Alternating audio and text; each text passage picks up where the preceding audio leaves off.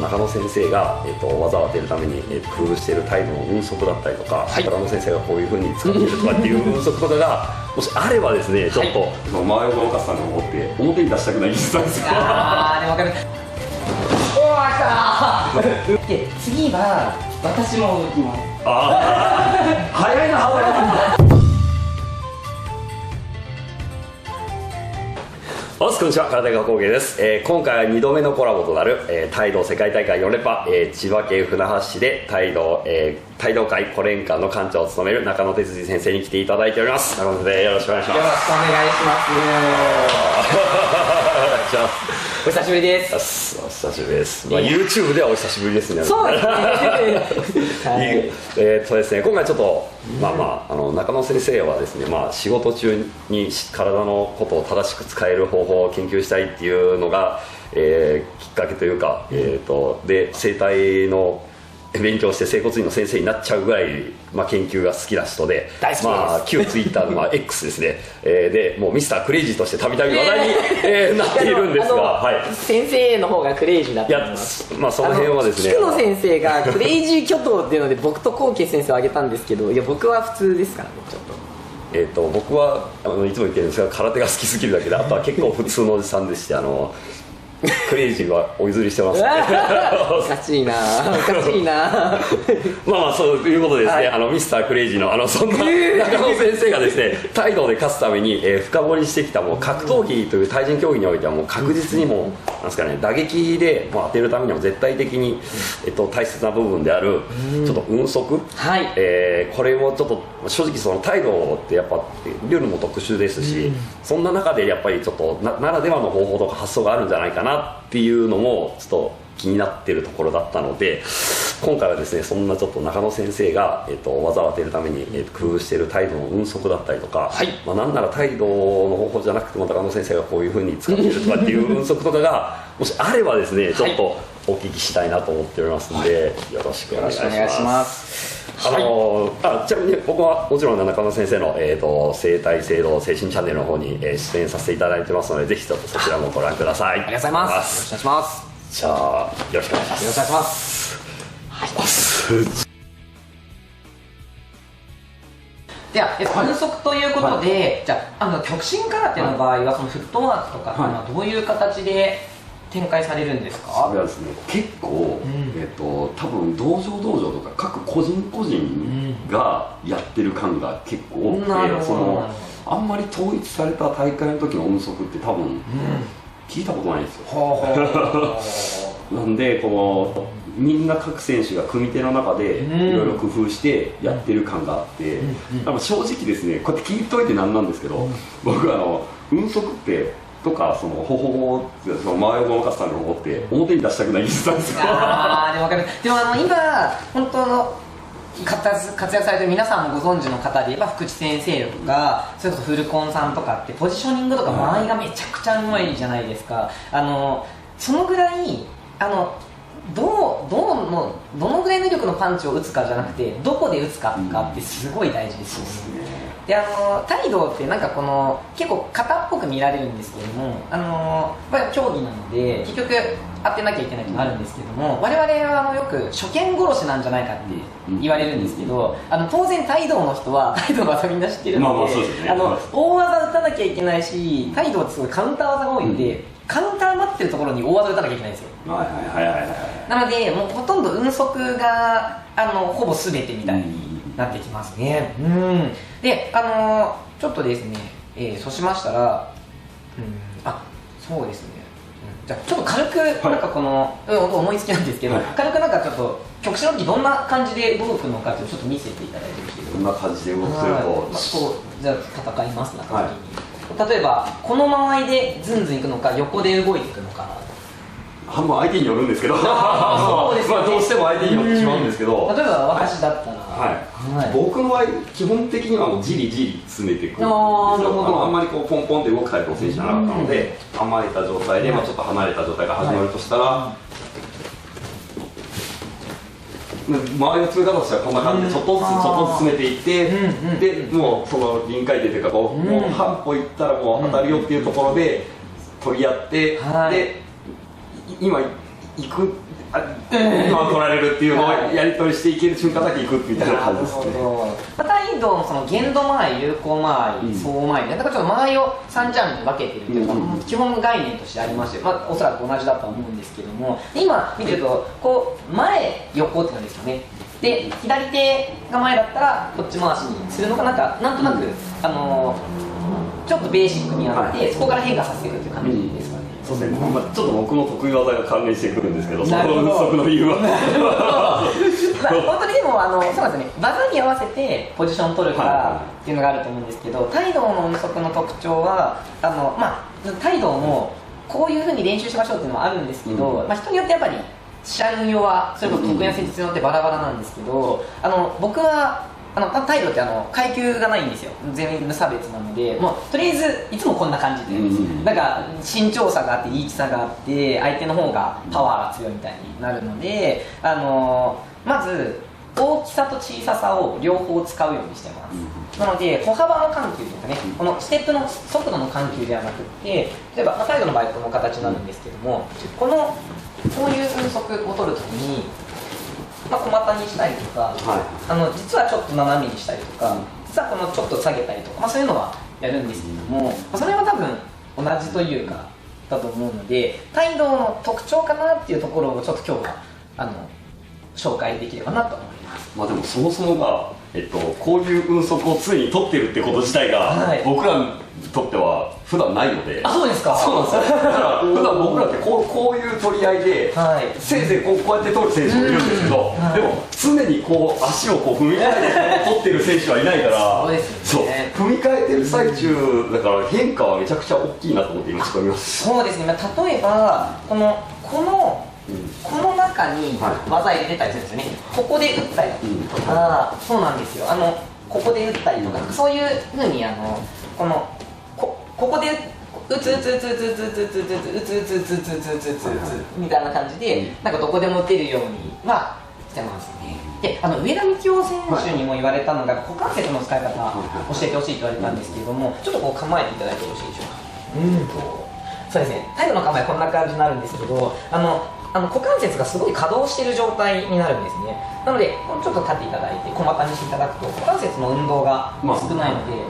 もちろんロスもなくあまり疲れないっていうのがあるんですけど、私たちの場合ここにもう慣らしちゃうんですよね。なので自分の体重ってそんなに上がっていかないじゃないですか。ウェイトをどんどんやったとしたら他も強くなるので、この低い姿勢が普通にしちゃうんですよね。なのでまずできるだけ抜いて構えます。なのでなんかこの状態でもうきついんじゃなくて、鼻から吸って吐きながら落としてます。とにかく抜きでどんどん落として、そうすると歩幅の緩急がどんどん効きやすくなるんですね。でこれで上がっちゃうと姿が見えちゃうので、この状態で小股とか大股とか横とかをしっかりとこんな感じになりますね。基本的にあれですね、こういうふうにめっちゃ足開いて立ってるけど、踏ん張るんじゃなくて、圧力してこの形になってるってことです。そうです。なので態度の人でも中段構えつらいよって人はやっぱり耐えちゃってるんですよね。で止めちゃってるので余計動きづらいみたいなでここがしっかり柔らかくふわふわって動ければそのままスッといけるんですけど、そこがカチッとしちゃうとうまくいかないという感じですね。なのでまずはその股関節を抜く、股関節を抜いて腰を落とすっていうのが運足によってはすごい大事になりますね。この技って言わないと多分大きく分かりすぎるんで、中野先生が使う技の中で、この運足から当てるパターンは結構使えたよとか使えるよみたいなのってもちろんあれですね、言える範囲の技だもう全然フル公開でもいい。本当ですか？本当ですか？自然にやりすぎてて何かなと思うんですけど、そしたらなんかそうですね、木刀とかあれば分かりやすかったんですけど、なんかほうきとかあったら、掃除用具のほうきとかあったらいいんですけど、じゃあとりあえずこの短いこれでハンドミットでやらせていただくとして、これ縦にじゃあこれ今戦国時代だとして、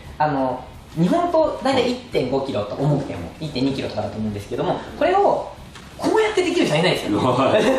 素手だったら乱打できるんですけど、結局振らなきゃいけないっていうのは突きもそんな乱発できないので大きく振ってくるんですけど、これちょっと避けてください。とりあえずこれは回り時計。あ、そうですね、そうですね。で、次回り上げたら攻撃できなくなるので、こう角度で次上げてみましょう。で、なりますよね。そうだ。で、今すごくやっぱ上手で、これが膨らまないっていうんですかね。で、この時に、やっぱり、こっちでやると、この膨らみがあるとやっぱり良くないんですよね。この膨らまないっていうのが大事なんですけど、その時に、足もちょっとじゃあゆっくり上げてください。この足、そうですね、そうですね。この足ですね。これがすごい大事で、その時に、この左の肩から股関節の棒と右の肩から股関節の棒をキュンって動くので、例えばこの左に動くのであれば左で動くんじゃなくて右で動くって感じなんですね、はい、そうなんです。左に動くんだったら右で動くで、その時もし打てれば、ここからここの間で最大出力で打てるので蹴りも突きもで、それをさらにこう下に持っていくっていう感じなんですよねはい、この寄せてまとめるっていうのがすごい態度では全部技にも全部それがつながってくるので、まずちょっとここのスピードをめちゃくちゃ上げるっていうのをやりましょう。感覚としては、とにかくこっち側で向こうに行く感じですねはいもう一回だけ見せてもらっていいですか。はいだったらこっちで行こうとするんじゃなくてこのスピードを使うんですかね。で、それをバックステップからするんだったらこれがになりますね。そういえば今ビデオ撮れてましたなんとかはいちょっと見せてもらいますか。ちょっとしまったこう向いてるとしたらこの右半身を左半身にまとめてくる動きで、それをこう下がる動きから使ってすぐ動くっていう形になりますね。今カメラがこっちに動いてくれてなかったら完全にYouTube 撮影してる時ちょいちょい自分のことだけにいっぱいいっぱいになっちゃってそういえば撮影だったみたいになっちゃう練習になっちゃいますよねはい、ちょっと鏡合わせでやってみます。じゃあまずちょっと角度がついてないところから始まるんですけれども、これでそうですね。そうですね、OK です、OK です。で、これすごいうまいんですけど、今動く前に一回ふわーがあったんですけど、このふわーをやらずにやります。そうです、いいですね。その時、鼻から吸うと、なんか一酸化窒素が回って血中が、血管が広がってリラックスできるみたいなので、鼻吸いしながらいきましょう。そうですね。ですね。この時に、うが出ないように、うが出ないように、そうです。で、今これやってないんですけど、ただ間的なためはあったんですよね、っていう、それもなくしてみます。この足が来たらもう全部一緒に伸ばします。そうです。 OK です、そうです。じゃあこの右手を最短距離で持ってくると思っていただける。下の手ですね、添え手を最短距離で持ってきて、これはそれに合わせます。そうです、そうです。っていう感覚ですね。まずこれが第一ステップですね第一ステップでこけそうだで、これ言ってみれば前に進む、後ろに下がるですよね。で、前に出る、後ろに下がるっていうステップをもっとこう反転しながらやってるような感じですね。最近の若い選手結構スイッチングで両方使える選手が出てきてるからあれですけど、僕らの時代ほぼほぼスイッチャーいなかったんで態度ってそういう意味は当たり前にみんなスイッチャーですよね。そうですね、スイッチャーしかいないっていうすごい黒木なんだでもやっぱりみんな得意な方向はあるので、曲線側で左の蹴り使えるとちょっと有利とかありますか？最近はでも減ってきてるのかな。最近は結構、一時期、オーソドックスでこう構えてるけどこっちに矯正してサウスポーになる選手結構増えてきてるんですよ。なるほど。で最近ちょっとずつ、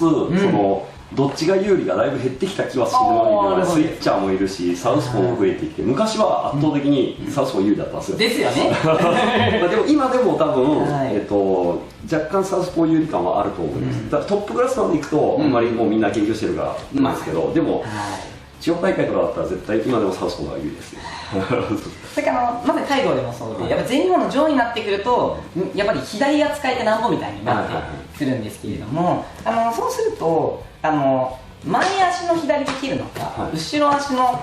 左で切るのかって話も出てきますよね。でなので例えば、キックボクシングとかでも後ろ足でストッピングしようと思ったらこう押されちゃうんですよ、間に合わなくて。なので右足踏ん張って前足で止めたりすると思うんですけども、このなんていうんですかね、その要素を残しながら運足するという感じですね。いつでも左でも蹴れるようにしながら右で持っていくような意識でありますね。大きな動きなんですけど、あくまでこの感覚と同じでここもここもここもここもここもここもあるような感じですね。これを自然体できるようになったのがやばそうだな。そうですね。なのでまずこれが自然にできるように、今前後だけやってます。で次に横ですね。後ろプラス横です。はい、引いて横、そうです、引きつけて、そうです、そうです、そうです、そうです。あれ違うの引いて、はい、そうです、そうです、そうです。で、最後ちょっとそのまま止まってていただいて、ちょっとじゃあカメラのこちらでもよろしいですか。この時に必ずこの金敵が開かないようにするんですね。はい。なので足を逆に揃えます。剣道でこうやって構えない。この列を常に揃えるイメージですね。で、このもう左足をちょっと相手を見せます。で、動かしてて、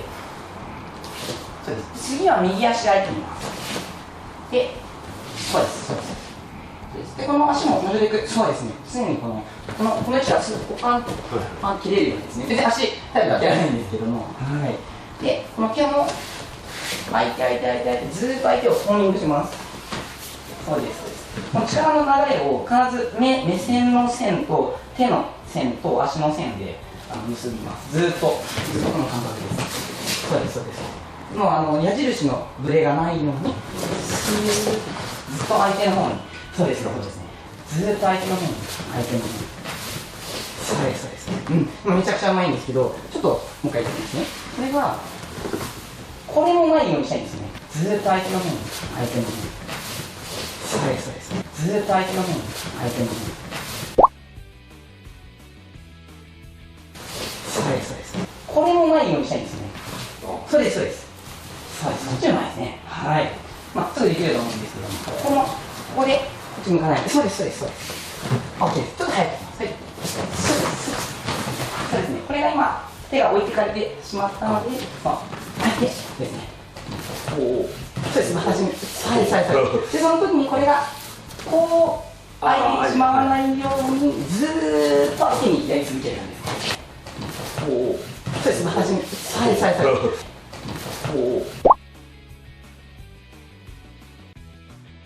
うです、初めて。はい、はい。で、その時にこれが、こう、開いてしまわないように、ずーっと相手にやり続けるんです。そうです、そうです。はい、OK です、OK です。素晴らしいです。はい、そうです。はい。どうしてもこの大きく体を動かすので、その矢印のブレが、こういうふうになると、エビ切りとかも、例えば、こっちにエビ切り打つとしたら、ですね、こんなふうになっちゃうんですね。こうやってなっちゃうんですね。なので、それがまっすぐに、まっすぐ、手も膨らまないで、スカッと打ってあげると、まっすぐにいくようになるので、この運足でまずこのブレが出ないようにしていって、そこから技にそのまま転用する感じなんですね。なので、技から運足というよりかは、運足から技っていうのがタイルの特徴と思いますね。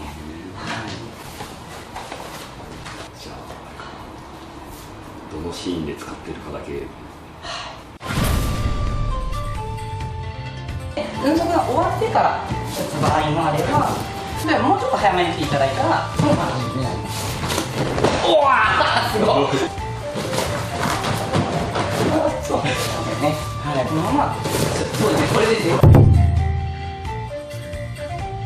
今回お届けするのは、避けられない攻撃を出すための間合い操作術です。僕の空手の技術の一翼を担う本当に超大切な技術で、概念自体はものすごい単純なもので、知ってしまえば正直そんなことなんですけど、僕にとっての秘伝と言ってもいいレベルの技術なので、要点などについて、絶対に